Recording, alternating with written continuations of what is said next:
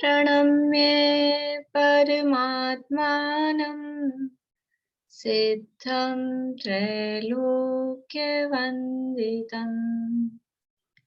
स्वाभाविक चिदानन्द स्वरूपं निर्मलाव्ययम् शुद्ध जीवादिद्रव्याणां देशिकं च जिनेश्वरम् द्रव्यसंग्रह सूत्राणां वृत्तिं वक्षे समासतः जीवमजीवमदव्यं जिणवरवसहेण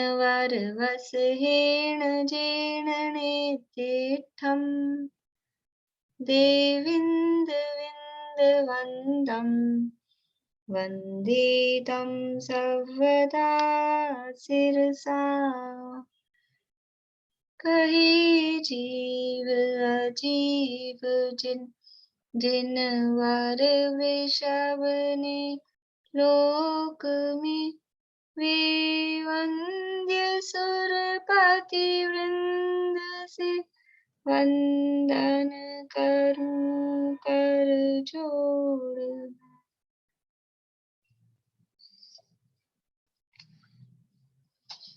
गाता है बोल रहे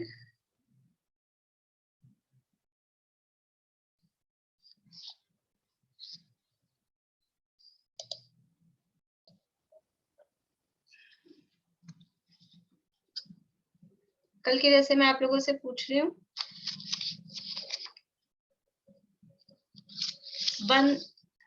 बज्झति कम्मम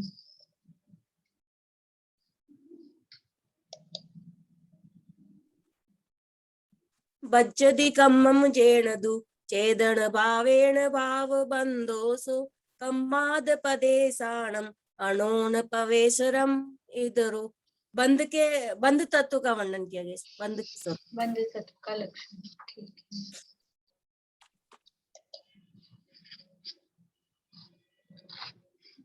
चेदन परिणामों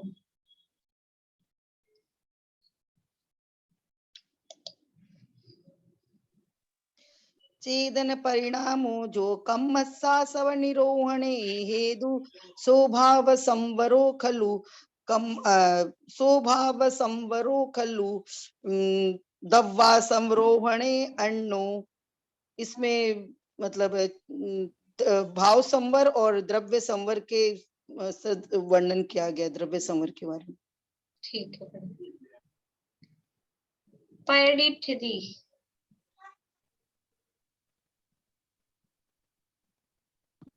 परिडिठति अनुभाग प्रदेश भेदादु चतुर्विधो बंधो जोगा परिडिपदेशाठि अनुभागा कसाय दो होंती। बंध के भेद और कारण का कथन है। ठीक। नाना वर्णादीनम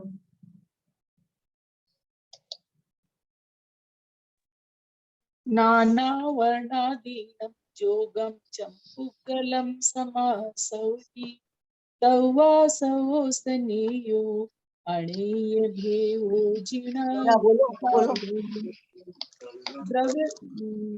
द्रव्य कर्म का स्वरूप बताओ।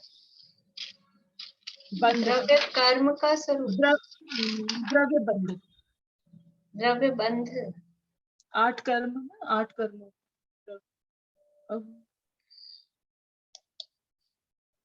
भाव बंध और बंध नहीं है। द्रव्य आश्रम के भेद बताए।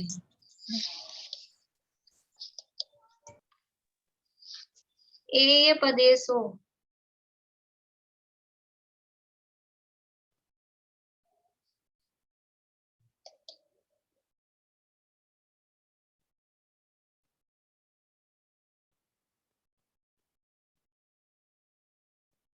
क्या वो आपने हाथ ऊंचा किया था ना? कंफ्यूज हो रहा है थोड़ा सा। चलिए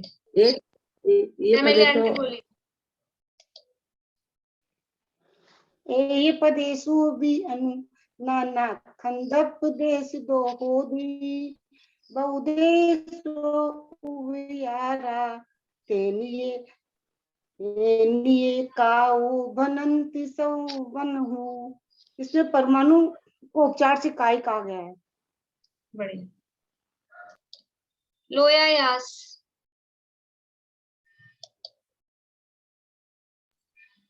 लोयायास प्रदेशे इक इक्के जेठिया हूँ इक इक्का वैनानम राशि इव ते कालानु असंख दव।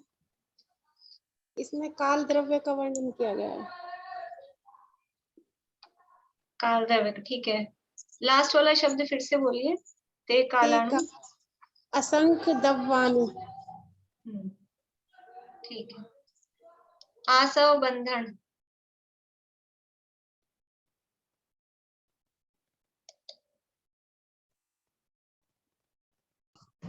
आसव बंधन संबर निज्जर मोखोस पुण्य पावाज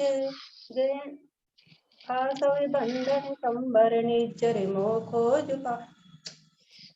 आसव बंधन संबर निज्जर मोखोस पुण्य पावाज जीवा जीव विशेषा देवी सम्मासेन पबी नामो। इसमें जीव नो नो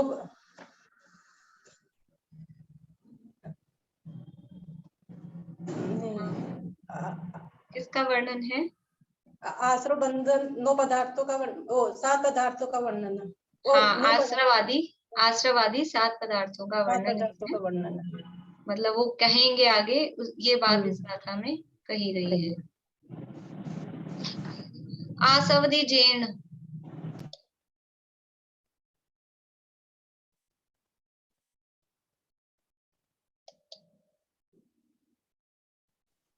आसवदी जैन कम्मम परिणामे पणो सविन्नेहो भावा सवो जिणुतो कम्मा सवणम परो होदी।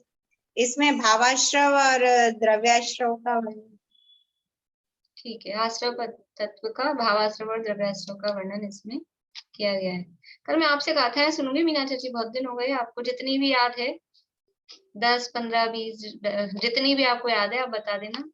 कल उतनी आपसे सुनूंगी। जिन भी लोगों ने बहुत दिनों से नहीं बोली है ना, वो जरा जितनी भी याद हो तो मेरे को सुनाने के बहाने घर में 2 बार तो रिवाइज करेंगे ही करेंगे। तो जितनी आपको सुनानी हो उतनी सुना दीजिएगा, ठीक है ना। अवगास दान।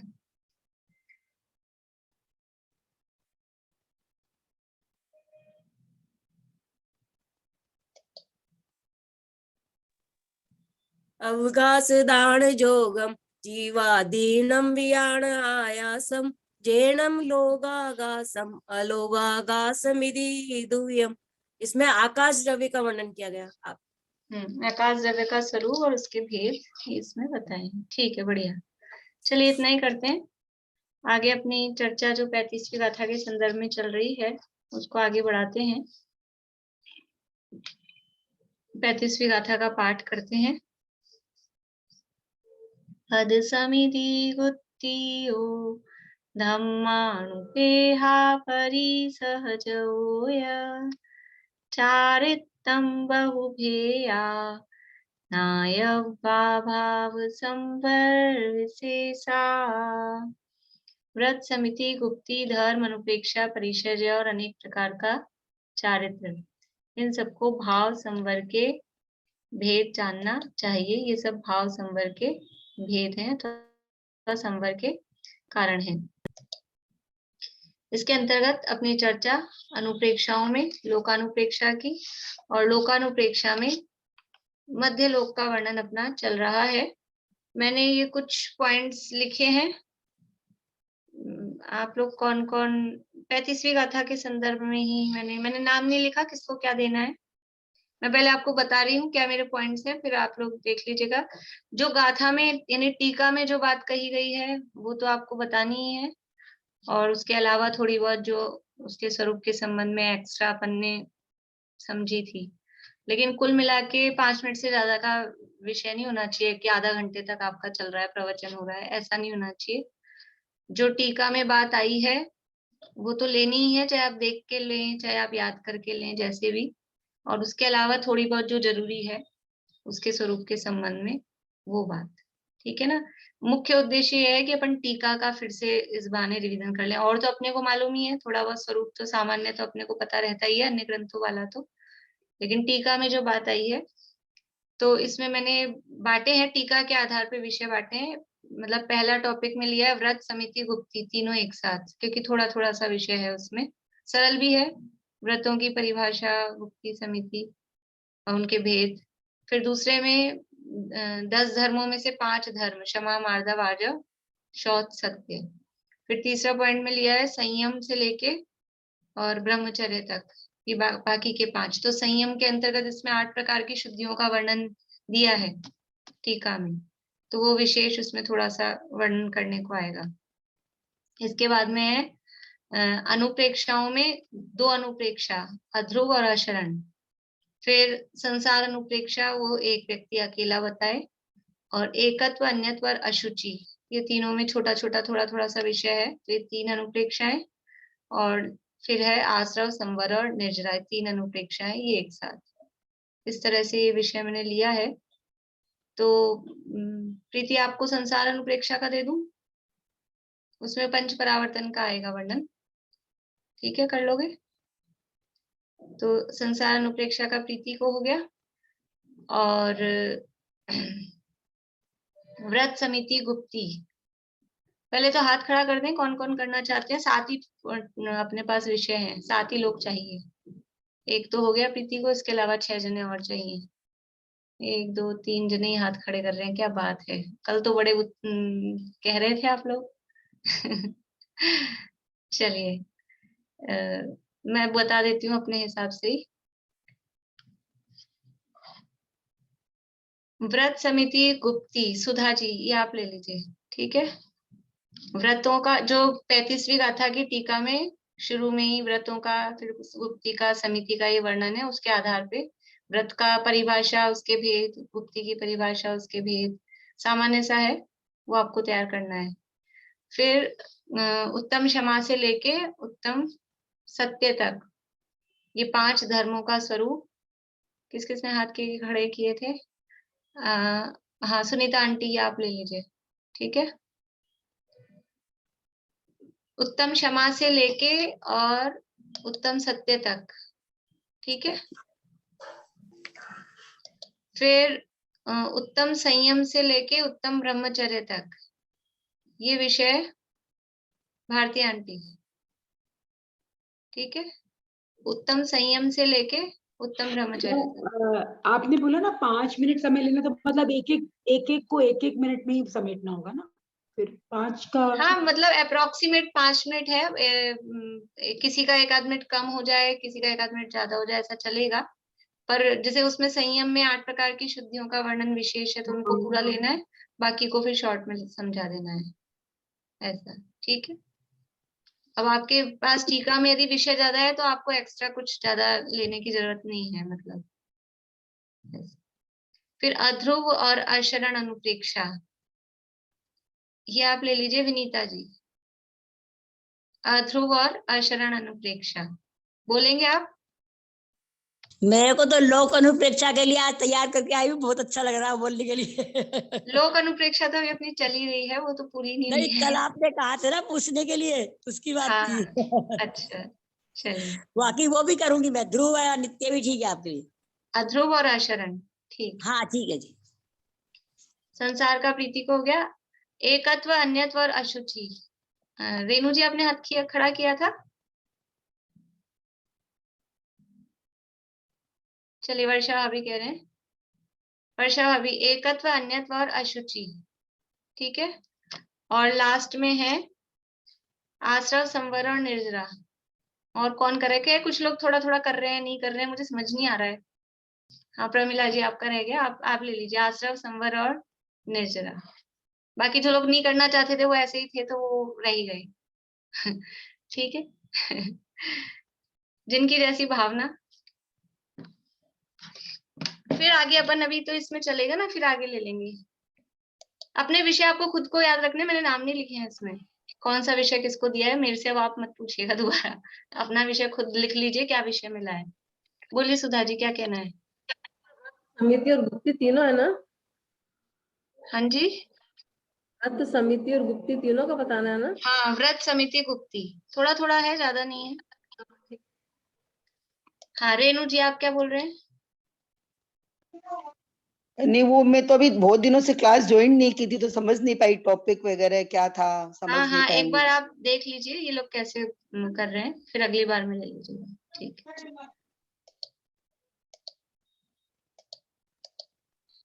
आपने किसको क्या दिया है वो ठीक है, लेकिन एक बार आप जो टॉपिक्स हैं वो डाल दीजिएगा ना, जो आपने टॉपिक्स लिखे हैं ना।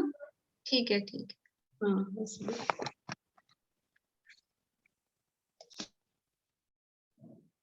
यहाँ अपनी चर्चा चल रही थी मध्यलोक के संबंध में, और मध्यलोक में भी अपना विषय चल रहा है। मानुषोत्तर पर्वत तक अपन पहुंच गए हैं। ये मानुषोत्तर पर्वत की तक ही मनुष्यों की सीमा है। मनुष्य इसके उत्तर उत्तर मतलब है अंदर की तरफ, उसके अंदर अंदर मनुष्य होते हैं, उसके बाहर मनुष्य नहीं पाए जाते हैं। मानुषोत्तर पर्वत की ऊंचाई कितनी है? 1721 योजन की इसकी ऊंचाई है। और इसका आकार कैसा है?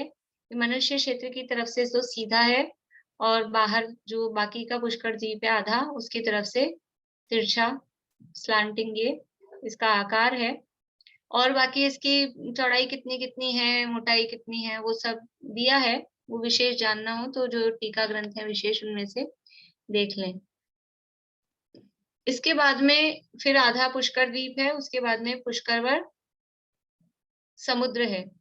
मध्यलोक में जो लवण समुद्र है, उसका जल का जो स्वाद है वो है नमक के समान लवण है, नमक के समान खारा है। और कालोदधी समुद्र का जो स्वाद है वो पानी के जैसा है, वो पानी के समान स्वाद है। और इसके अलावा एक घृतवर द्वीप और घृतवर समुद्र है। तो घृतवर समुद्र का जो स्वाद है वो घी के समान है, और शीरवर आएगा उसका दूध के समान है। बाकी एक स्वयंभू रमण समुद्र है, उसका भी पानी के समान है। बाकी जितने भी समुद्र हैं, एक और समुद्र छूट रहा है, बाकी सभी समुद्रों के जल के स्वाद वो गन्ने के रस के समान, इक्षु रस के समान है। जो असंख्यात द्वीप समुद्र हैं, यानी असंख्यात समुद्र है मध्यलोक में, मध्यलोक में जो असंख्यात समुद्र हैं उनमें से लवण समुद्र का जल वो खारा है, नमक के समान है। और जो दूसरा है कालोदधी, कालोदधी का जल का स्वाद जल के समान ही है, पानी के जैसा है। फिर तीसरा है पुष्करवर समुद्र, उसका भी जल के समान ही है। और इसके बाद में स्वयंभू रमण समुद्र, स्वयंभू रमण समुद्र के जल का स्वाद भी पानी के समान, यानी 3 हो गए, कालोदधी, पुष्करवर और स्वयंभू रमण। इनके जल का स्वाद जल जैसा ही है, पानी जैसा ही है। कालोदधी का, पुष्करवर का और स्वयंभू रमण का, इनके जल का स्वाद वो जल के समान, पानी के समान है। लवण समुद्र का नमक के समान है। और जो चौथे नंबर का समुद्र है, चौथे नंबर का समुद्र है वारुणीवर। वारुणीवर नाम का चौथे नंबर का समुद्र है। ये नाम अपने इसमें दिए हैं, आप लोगों को नाम देखने हो 13 द्वीपों के। अपने तीसरा अध्याय है ना तत्वार्थमणि प्रदीप में, तीसरे अध्याय में शुरू में ये नाम सारे दिए हैं।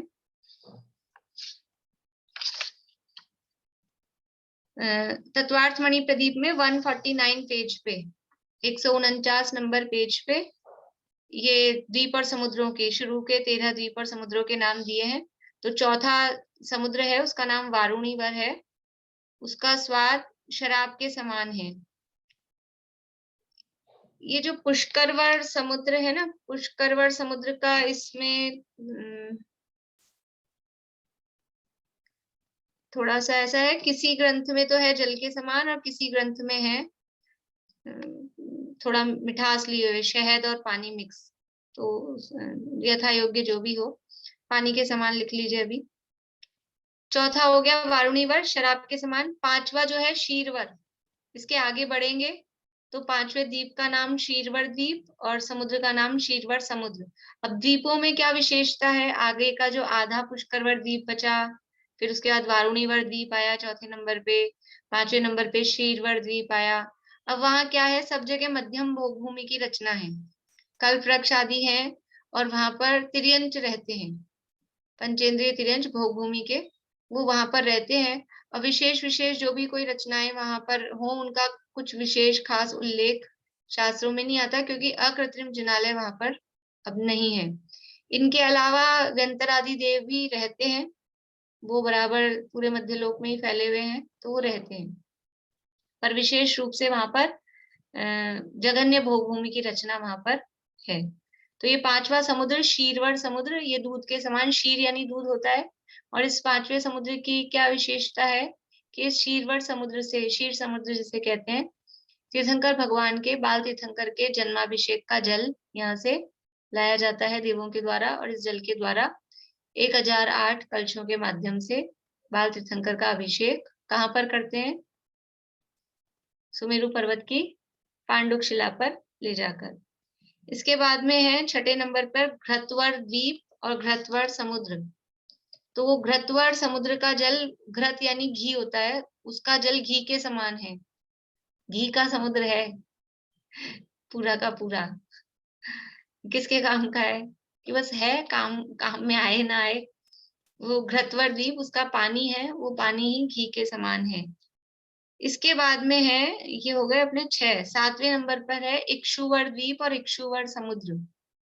इक्षु कहते हैं गन्ने को, ये गन्ने के रस के समान इसके जल का स्वाद है। आगे जितने भी समुद्र हैं, स्वयंभू रमण समुद्र से पहले तक, वहां तक के जितने भी समुद्र हैं असंख्यात, सबके जल का स्वाद गन्ने के रस जैसा है। गन्ने के रस के समुद्र भरे हैं, घी का समुद्र भरा है, दूध का समुद्र भरा है। क्या करने का है, क्या काम का है कि बस है।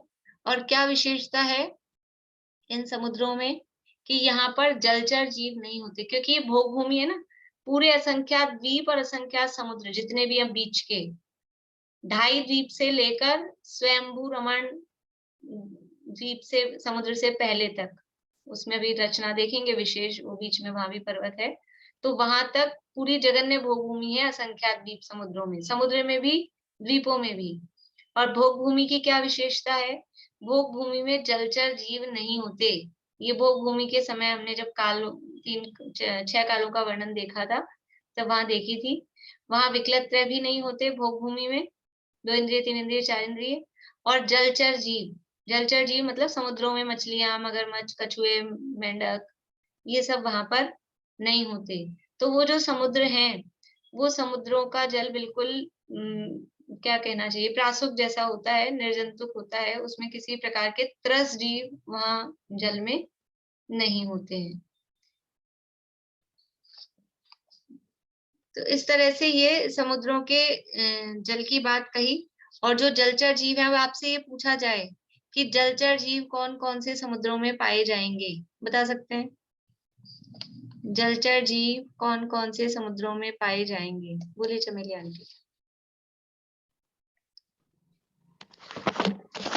लवणोदरी समुद्र में, कालोदरी में, स्वयंभू रमण समुद्र में। बढ़िया। लवण समुद्र में, कालोदरी में और स्वयंभू रमण समुद्र में, ये 3 समुद्रों में कर्म भूमि वर्तती है। जहाँ कर्म भूमि वर्तती है वहां जलचर जीव पाए जाते हैं, और जहाँ भोग भूमि वर्तती है वहां पर जलचर जीव नहीं पाए जाते हैं।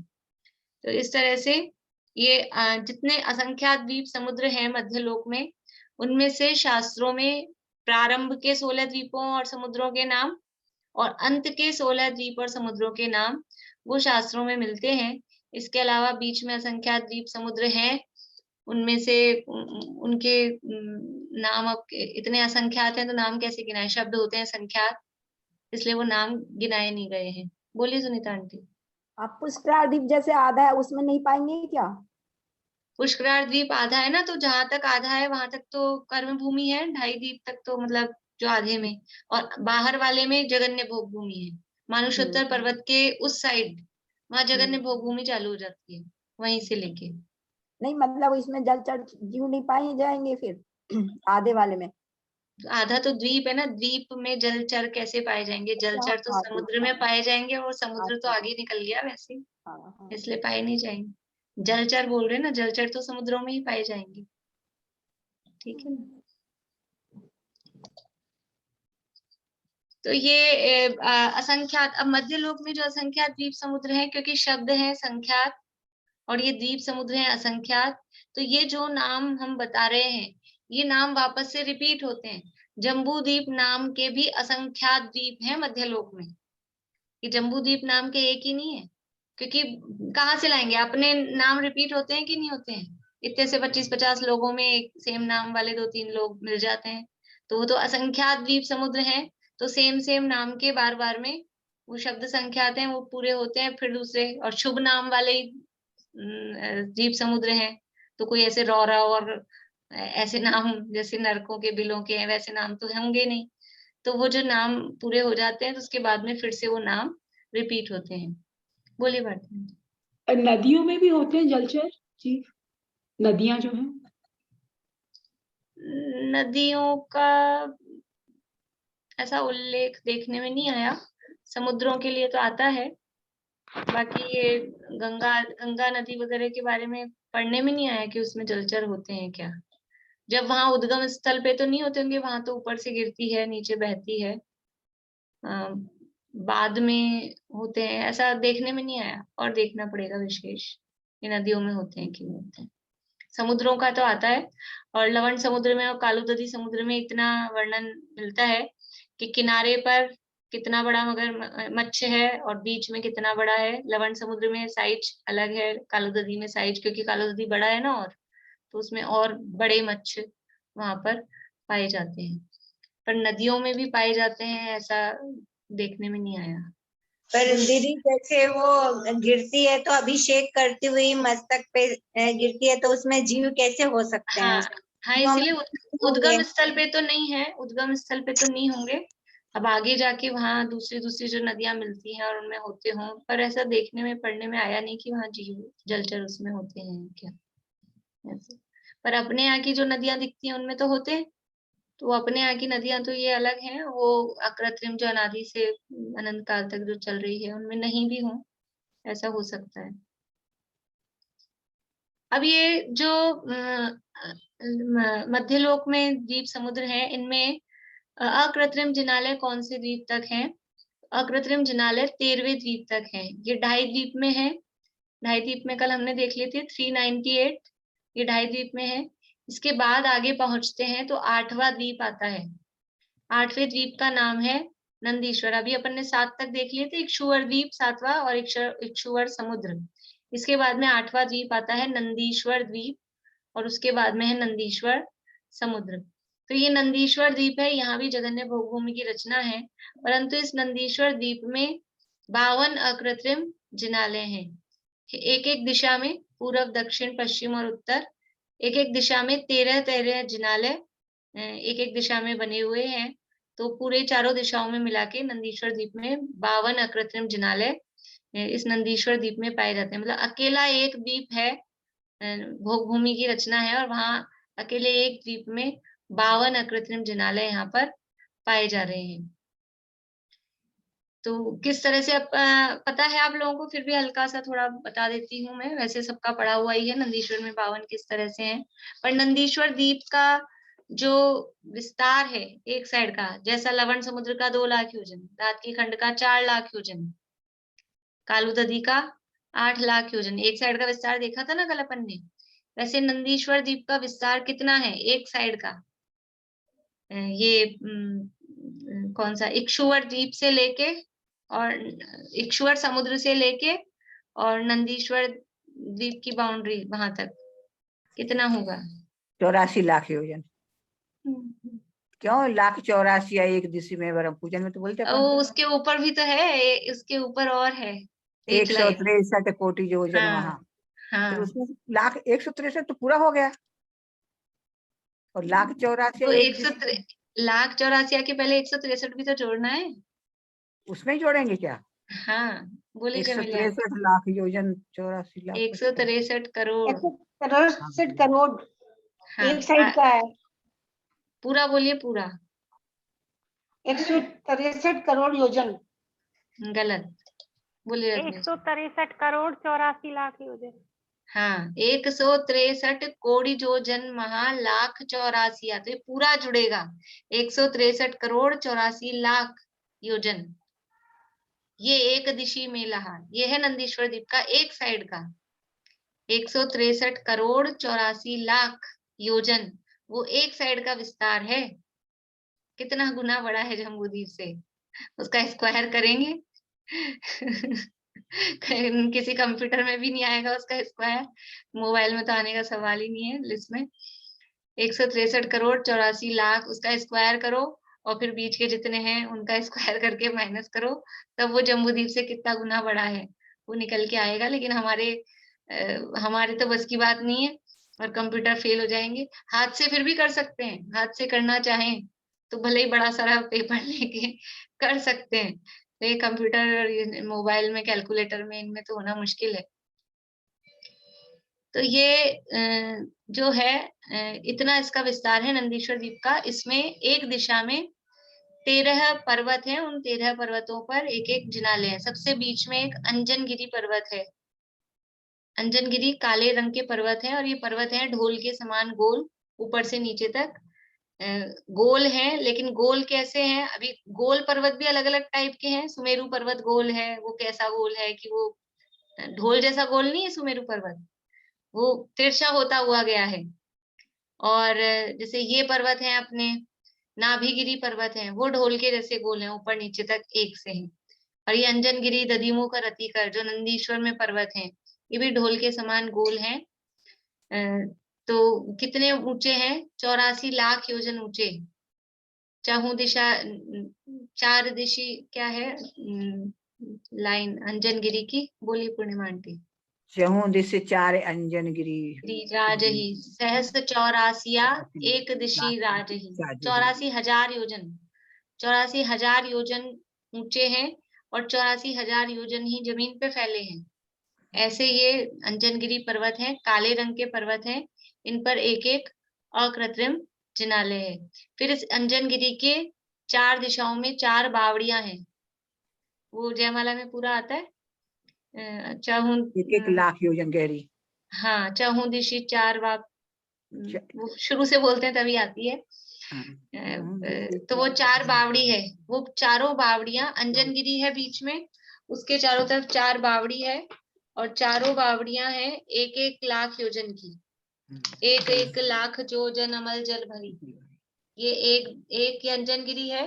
फिर ये 4 बावड़ी हैं 1-1 लाख योजन की, ऐसे ये 4 बावड़ियां। इन बावड़ियों के बीच में एक एक पर्वत है। अब कहने को बावड़ी, अपने को लगता है बावड़ी मतलब खड्डा, लेकिन 1 लाख योजन जम्बूद्वीप जितना बड़ा खड्डा होके बावड़ी है ये। जम्बूद्वीप जितनी तो बावड़ी है यहाँ नंदीश्वर में। 1 लाख योजन मतलब जम्बूद्वीप बराबर हो गया, उतनी ये बावड़ी है। उसमें ये 10,000 योजन के ये दधिमुख पर्वत है। दधिमुख, दधी यानी दही के समान सफेद ये पर्वत है और 10,000 योजन ही ऊंचे, 10,000 योजन ही इनकी फैलाव चौड़ाई कहें वो है। इसके बाद में इनके कोनों पर ये जो बावड़ियां हैं, बावड़ी कोन 2 माही 2 रतिक्रम, ये बावड़ी के बाहर वाले जो 2 कोने हैं, 2-2 कोनों पर 2-2 रतिकर पर्वत हैं, इस तरह से। तो ये एक ये अंजनगिरी, ये एक दिशा का देख रहे हैं अपन, बीच में है अंजनगिरी। फिर उसके चारों तरफ, चारों दिशाओं में 4 दधिमुख पर्वत और दधिमुख पर्वत के 2 कोनों पर 2 रतिकर पर्वत। ये रतिकर पर्वत है 1,000 योजन ऊंचे। इस तरह से ये 2 रतिकर एक दिशा में, फिर 2 दूसरी दिशा में, ये 2 तीसरी दिशा में और 2 हैं चौथी दिशा में। तो ये एक दिशा में 1 और 4 5, 5 और 8 13, एक दिशा में 13 कृत्रिम जिनाले हैं। तो चारों दिशाओं में 13 चौकू 52, इस तरह से 52 अकृत्रिम जिनालय नंदीश्वर में होते हैं। और यहाँ पर निरंतर ही देवादिक यहाँ वंदना के लिए जाते रहते हैं। और जब अष्टानी का पर्व आता है तब विशेष रूप से देवों में धर्माराधना का उत्साह बढ़ता है और विशेष रूप से वो वहाँ चार निकाय के देव होते हैं, चार निकाय के देव होते हैं, तो वो प्रत्येक दिशा में, यानी पूर्व दिशा में समझ लीजिए वैमानिक हैं, तो 8 घंटा नहीं 6 घंटा पूर्व दिशा में वैमानिक रहेंगे। अब वो कौन सी दिशा में कौन से रहते हैं अपन अपने हिसाब से उदाहरण के लिए ले रहे हैं। फिर दक्षिण में है भवनवासी, पश्चिम में है व्यंतर और उत्तर में है ज्योतिषी। तो 6-6 घंटा ऐसे एक दिशा में रहे, फिर ये आगे बढ़ जाते हैं, ये पूरब वाले दक्षिण में आ जाते हैं, दक्षिण वाले पश्चिम में चले जाते हैं, पश्चिम वाले उत्तर में आ जाते हैं, उत्तर वाले पूर्व में आ जाते हैं। ऐसा 24 घंटे ये पूजन पाठ आदि यहाँ पर विशेष रूप से अष्टानिका पर्व में करते हैं। ये इससे ज्यादा मेरे से ये जूम नहीं हो रहा है, आप लोगों को दिख रहा हो तो देख लीजिए। ये बीच में काले रंग का दिखाया गया है, ये अंजनगिरी है, और फिर इसके बाद में ये बावड़ी दिखाई है, बावड़ी के बीच में ये क्या नाम दधिमुख है, और इसके बाद में 2 कोनों पर यहाँ ये रतिकर पर्वत है। इस तरह से ये नंदीश्वर द्वीप में अकृत्रिम जिनालय है। एक मेरे पास दूसरा नक्शा और था, वो दिख नहीं रहा है।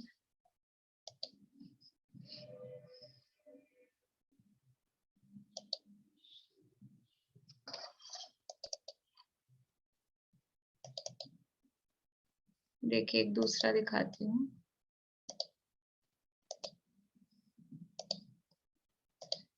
हाँ, इसमें अच्छा सा दिख रहा है। ये बीच में 7 द्वीप बनाए हैं, 7 द्वीप और 7 समुद्र। इसके बाद में ये 8वां द्वीप, ये देखिए इसका यहाँ से यहाँ तक का विस्तार, ये कितना है 163 करोड़ 84 लाख योजन, ये यहाँ से यहाँ तक का विस्तार है। और ये पूर्व दिशा में बीच में अंजनगिरी पर्वत है, फिर इसकी चारों दिशाओं में ये बावड़ी है। ये बावड़ी तो 1 लाख, इसका विस्तार बहुत मिलता है। ये बावड़ी के चारों तरफ ये जो ग्रीन बना रखे हैं ना, ये वन है, और किस दिशा में कौन सा वन है, वो वनों के नाम, आम का है कि सप्तपर्ण का है कि अशोक का है, वो बहुत सारे वर्णन, यदि हम पंचमेरु नंदीश्वर विधान करते हैं तो उसमें भी ये वर्णन देखने को मिलता है। बोलिए भारती आंटी। वो फर्स्ट वाले मैप में जो ऊपर में 2 फ्लावर्स थे, वो ऐसे ही थे, वो जो 2 फूल जैसे बने हुए थे, पहला जो आपने मैप दिखाया था। 1 मिनट,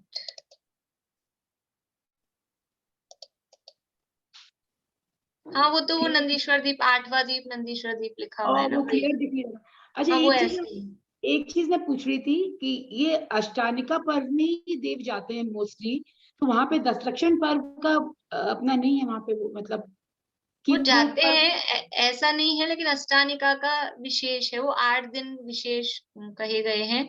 अदरवाइज जिन जो देव धर्म में रुचि रखते हैं और मतलब वो तो जाते ही रहते हैं। लेकिन ऐसा होता है ना 8, जैसे अपने भी अपन 10 लक्षण मनाते हैं, अथवा अपन अष्टमी के दिन कुछ विशेष करते हैं, अथवा कोई शिविर लग रहा है तो उसमें विशेष करते हैं। तो वो जो भी दिन विशेष जैसे होते हैं उस हिसाब से कहे जाते हैं। देखिए यहाँ अलग से भी बताया है, ये ब्लू कलर की तो दिखाई है वापी, पानी का कलर दिखाया है, और बीच में ये है व्हाइट, ये दधिमुख पर्वत, और इनके इसके 2 कोनों पर ये लाल रंग के रतिकर पर्वत दिखाए गए हैं। और इस वापी जो बावड़ी है, इसके चारों तरफ वन है। तो एक पूर्व में अशोक वन, फिर सप्तपर्ण वन, फिर चंपक वन और आम्र वन, इस तरह से ये बहुत बड़े बड़े वन हैं। और ये सब भी देवों के देव वहां पर वंदना के लिए तो जाते ही जाते हैं, इसके अलावा वो उनका पिकनिक स्पॉट भी होता है। घूमने फिरने के ये जो वन है, ये बहुत उनके पिकनिक स्पॉट हैं, वो वहां पर घूमते हैं, फिरते हैं, आनंद मनाते हैं। देव और देवांगना और काम क्या है उनको, ना पर कमाना धमाना, ना बनाना, ना बच्चे पालना, तो यही काम है, भोग भोगना अलग अलग टाइप से। तो घूमते फिरते हैं, और वंदना की, जैसे अपन लोग देखते हैं ना कि वंदना की वंदना हो जाए, फिर घूमना का घूमना हो जाए, ऐसा वो भी करते हैं। और अष्टानिका पर्व में विशेष रूप से केवल पूजन भक्ति आराधना करते हैं। ये अंजनगिरी पर्वत है, ये 84,000 योजन ही इनकी ऊंचाई है, ये ऊंचाई बताई है, और 84,000 योजन ही जमीन पर विस्तार, जमीन से लेके टॉप पर भी उतना ही विस्तार है। और इनकी नींव है 1,000 योजन की नींव है। ये काले रंग के बहुत बड़े 84,000 योजन, कितना बड़ा हो गया, बहुत बड़े ये पर्वत है। उसके बाद में दधिमुख है, ये 10,000 योजन ऊंचाई और 10,000 योजन इनकी चौड़ाई, नींव इनकी भी 1,000 योजन की है। और रतिकर पर्वत है, वो 1,000 योजन लंबाई और 1,000 योजन चौड़ाई वाले हैं। तो इनकी नींव है 250 योजन की, क्योंकि 1000 योजन ही इनकी ऊंचाई है, इसलिए 250 योजन की इनकी नींव है। इस तरह से ये 8वां जो नंदीश्वर द्वीप है, उस नंदीश्वर द्वीप की रचना यहाँ पर विशेष रूप से बताई गई है। इसके बाद में आता है नंदीश्वर द्वीप के बाद में 9वें नंबर पर अरुणवर द्वीप और अरुणवर समुद्र। वहां कुछ अकृत्रिम जिनालय नहीं है, इसलिए कोई हम कहते हैं कुछ नहीं है, वहाँ कोई खास बात नहीं है, क्योंकि वहाँ जिनालय नहीं है। बाकी मध्यम भोगभूमि वहां पर भी वर्तती है। उसके बाद में 10वें नंबर पर है अरुणभास द्वीप और अरुणभास समुद्र। वो भी मध्यम नहीं, सॉरी मध्यम बोल दिया मैंने अभी गलती से, जगन्य भोगभूमि ही वहां पर वर्तती है। इसके बाद में 11वें नंबर पर है कुंडलवर द्वीप। ये कुंडलवर द्वीप है, यहाँ पर हम रुकेंगे। क्यों रुकेंगे? क्योंकि यहाँ पर अकृत्रिम जिनालय है। इस 11वें कुंडलवर द्वीप में बीचों बीच, जैसा मानुषोत्तर पर्वत है गोलाकार चूड़ी के जैसा, वैसे ही इस 11वें कुंडलवर द्वीप में भी एक गोलाकार पर्वत है, उसका नाम है कुंडलगिरी। कुंडलगिरी उस पर्वत का नाम है, और उस कुंडलगिरी पर्वत पर भी बहुत सारी कूटे हैं। इसका भी बहुत ऐसे विस्तार से वर्णन मिलता है। बहुत सारी इसमें कूटे हैं, लेकिन सब कूटों में मिलाकर हर दिशा में एक एक अकृत्रिम जिनालय एक एक कूट पर है। बाकी सब जगह वो व्यंतर देवों के निवास स्थान है। तो यहाँ पर भी ये वंदना के लिए हम रुकते हैं, यानी अकृत्रिम जिनालय यहाँ पर होते हैं। ये जो कुंडलवर पर्वत है, ये कुंडल नाम का जो पर्वत है, ये 75,000 योजन ऊंचा कुंडलवर पर्वत गोलाकार है। जैसे मानुषोत्तर पर्वत गोलाकार है, वैसे ही पूरे द्वीप में ऐसे राउंड लिए हुए गोलाकार चूड़ी के जैसा द्वीप है, और चूड़ी के जैसा ही पूरे द्वीप में गोलाकार पर्वत है। तो गोलाकार भी दो तरह के हैं पर्वत। एक तो ऐसे गोलाकार है, सुमेरु है, ये भी अपने अंजनगिरी वगैरह। एक तो ऐसा गोला, इस तरह का, ये ऐसा गोलाकार नहीं। एक है चूड़ी के जैसा यूं इस तरह का फैला हुआ, चूड़ी के जैसा गोलाकार। दो तरह के गोलाकार पर्वत है।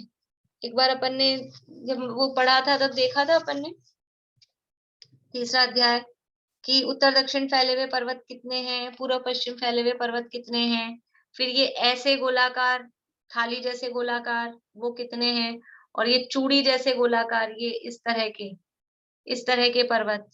तो ये चूड़ी जैसा गोलाकार है ये कुंडलवर पर्वत। इसकी हाइट कितनी है इसकी? 75,000 योजन ऊंचा, 75,000 योजन ऊंचा है, स्वर्णमय है। और कैसा है इसका आकार? नीचे थोड़ा अधिक चौड़ा है, ऊपर जाते जाते थोड़ा सकड़ा होता गया है। जैसे पर्वत होते हैं तिरछे, उसी तरह का ये तिरछे आकार का पर्वत है।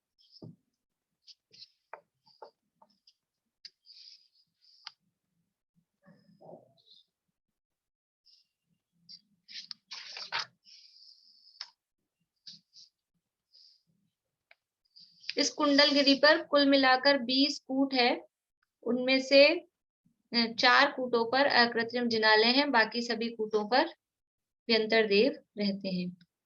इसके बाद में जो 12वां द्वीप है, 2 मिनट है, अपन 2 मिनट में ये और कर लेते हैं। 12वां द्वीप है, 12वें द्वीप का नाम है शंखवर द्वीप। शंखवर द्वीप और शंखवर समुद्र, वहां पर भी कोई अकृत्रिम जिनालय नहीं है, जगन्य भोगभूमि वहां वर्तती है। इसके आगे चलते हैं तो 13वां द्वीप आता है रुचकवर द्वीप। इस रुचकवर द्वीप में भी जैसे यहाँ कुंडलगिरी पर्वत था, वैसे ही रुचक द्वीप में भी रुचक नाम का पर्वत, वही चूड़ी के आकार का गोलाकार रुचकगिरी नाम का पर्वत है। और ये रुचकगिरी पर्वत है, ये 84,000 योजन ऊंचा है। कुंडलगिरी पर्वत था वो 75,000 योजन ऊंचा था, और ये रुचकगिरी पर्वत है ये 84,000 योजन ऊंचा, और वही स्वर्णमय गोलाकार पर्वत है। और इस पर भी बहुत सारी 32 कूटे हैं।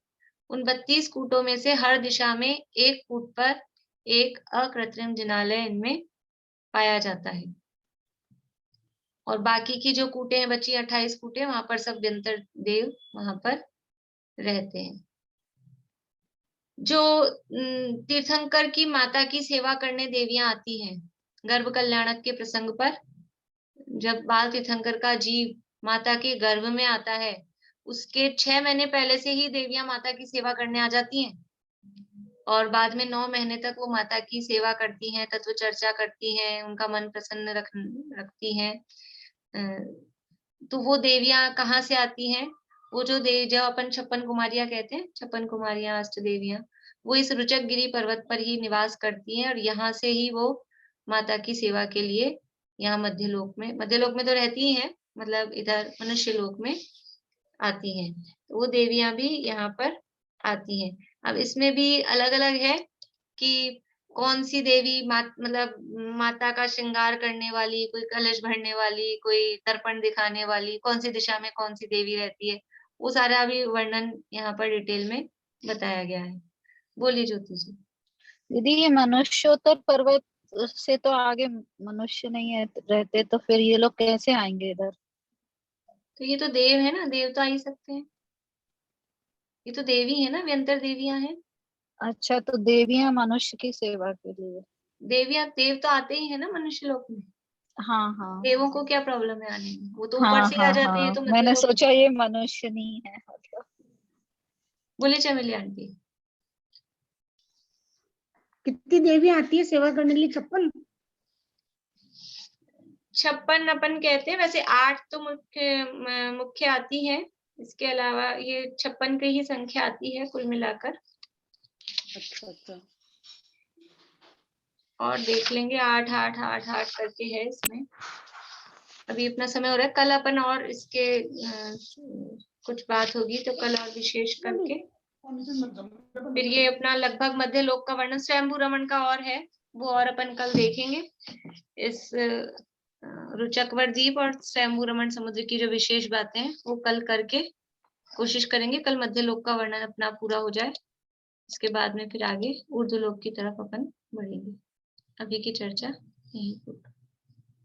जय जिनेन्द्र। हाँ, प्रश्न रह गया क्या आपका, पूरा नहीं हुआ? नहीं, मुझे किताब मिल गई थी ये बोलने के लिए किया। हाँ, वो बोल दिया था मनोरमा आंटी ने। ठीक है, बढ़िया। जिन भी लोगों को अभी नहीं मिली है तो पहुंच जाएगी, कुछ अगर दूरी पे है तो टाइम लग सकता है, बाकी काफी लोगों को मिलने लग गई है, तो आप लोग चिंता नहीं करें, मिल जाएगी 2-4 दिन में। जय श्री